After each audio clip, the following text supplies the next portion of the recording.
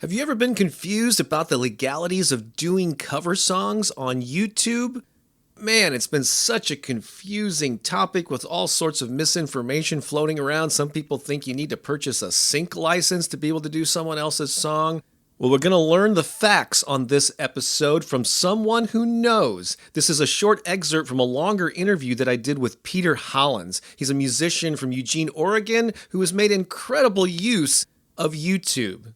He currently has 1.5 million subscribers to his YouTube channel, and he's gained all those followers because he does these incredible a cappella recordings and videos of primarily cover songs. And he's collaborated with a lot of other popular YouTube singers. So this is a guy who knows firsthand what the real deal is. And I think you'll be happy with what he has to say about it. Couple of clarifications before we jump into that segment. Peter mentions public domain songs. Just so you know, public domain songs are like old sort of folk songs that have been around so long that they're no longer covered by copyright. So anyone is free to record them without permission or anything else. And he mentions the YouTube Content ID system. And basically this is something that YouTube has in place where it compares new videos against a database of sounds, and it can quite often pick up if you're doing a cover song, and it'll ask you that. And a lot of people curse it, but Peter has his own philosophy on that system. Also, just so we're crystal clear, this has nothing to do with you taking a recording of a popular song and like putting it in the background of your video. That is another matter completely. All we're discussing here is you as an artist doing your own rendition of someone else's song. All right? Just so we're clear. So listen up, then I'll come back at the end. I'm Bob Baker, and this is the Music Marketing Podcast, episode 103. One thing that you've used very effectively that a lot of other bands, like our friend Jack Conti in Pomplamoose, and I've interviewed also Carmen, but a lot of people have done really well with cover songs, and that's kind of been the staple of your popularity is you primarily focused on your unique a cappella versions of cover songs. Is that fair to say? Yeah, I would say when I'm kind of going for fan acquisition and marketing and acquiring new fans, I definitely concentrate on doing songs that are being searched, that are being suggested within the platform, for sure. Absolutely. What's the ratio of cover songs versus original songs or co-writes that you've done over the years? I would say it's about 90-10. I've been working really, really hard on a staple of original material that I want to release all at once. And I've been kind of dripping out a few things here and there, but I do truly believe that my public domain songs are original, so I consider those kind of part of my staple of original material. I love basically creating that, that really big fan base and then kind of like forcing them to listen to something that they haven't really ever done before, whether we're talking about like, Danny Boy or Poor Wayfaring Stranger or Parting Glass. Being that classically trained singer, I really like kind of doing that pop classical Josh Groban-y type middle ground, and so I love those beautiful folk songs. And so the cool thing about that is that you can monetize those as though they are original material. But yeah, the cover song is kind of part of the game, right?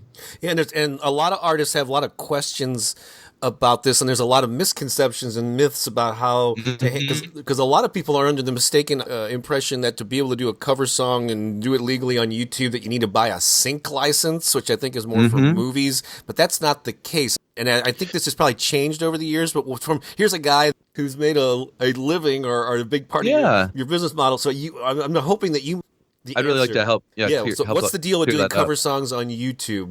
So doing cover songs on YouTube, this is like 2017 and beyond. YouTube, for the most part, has blanket licensing deals with like 90-something, 98, 97% almost of all publishers. They've taken care of the burden of that sync license. And so as long as you are uploading your content on the YouTube platform, you do not need to worry about obtaining a sync license from a publisher. And usually the content ID system is on your side. You want them to pick up on the fact that they believe it's a cover, because then the ad revenue that video will be picking up will automatically go to the correct publisher, and then you can like basically click a button when it comes up and it says, is this a cover? And you say yes. Then you get to split the ad revenue with the publisher. So the publisher gets paid, you get paid a fraction, and then most importantly, you don't get sued, and you get to have basically a free marketing video for your brand that gets distributed across the entire world in perpetuity, except for mainland China. So things have evolved over the years, and you mentioned some things that I wasn't even aware of, because it used to be that the copyright holder would come in and say, no, we don't want this. In fact, I think Prince was known for, he didn't like covers of his songs being up there. So I guess that can still happen, but it's not as common now, and people will take down, or you'll get a bad mark if you do cover songs. So between myself and like all the tentacles I have out there with all of the other people who are doing similar stuff with me on YouTube, I couldn't tell you if I have ever heard of even one person getting a cover taken down.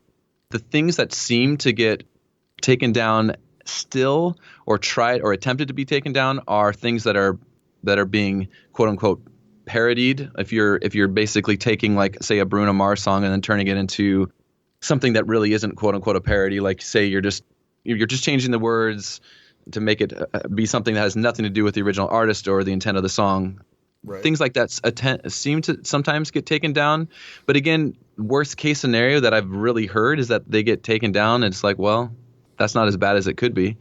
But yeah, people who are really doing the algorithm of, I'm going to do this cover song so that it can help new people find my work, and even if it's just like a straight up cover or even a medley, I've never heard of anyone getting their music taken down from that regard. So cool. And another thing that you mentioned there, I always had the assumption too that if it was a cover song and you didn't own the copyright to it, that you couldn't monetize it, and that they would redirect that money to the copyright holder as they should. But you're saying that you can actually share a portion of that. Yeah. As of I believe the beginning of 2015. If you are not with a multi-channel network, so that you're straight up just under the YouTube umbrella, you want that Content ID system to pick up on the fact that you are covering Bruno Mars, Ed Sheeran's newest song, and it literally will just ask you, is this a cover song? You say yes, and that's the beauty of the Content ID system, and it gets such a bad rap, but it is on your side, it is on the publisher's side. And it is kicking butt and taking names, because you could compare a similar platform that is getting lots of attention right now as a very strong number 2 in Facebook, that does not have a Content ID system in place at all. And this one truly does take the money, give it to the right people, and it does give you a fraction of it. So that's the beauty currently of what's going on YouTube. I hope you enjoyed this. If you don't already, subscribe to this podcast in iTunes or Stitcher or TuneIn or wherever you consume podcasts.